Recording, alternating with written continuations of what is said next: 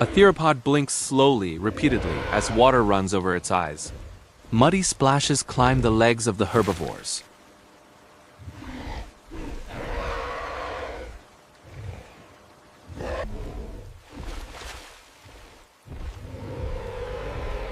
The roar of the heavy rainfall is now the only sound, a constant, powerful presence.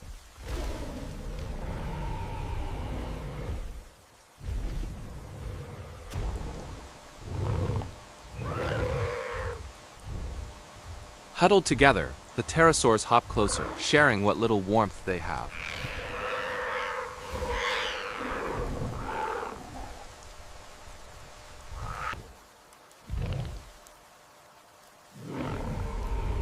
A sauropod's massive body provides an unintentional shelter for smaller dinosaurs gathered beneath it.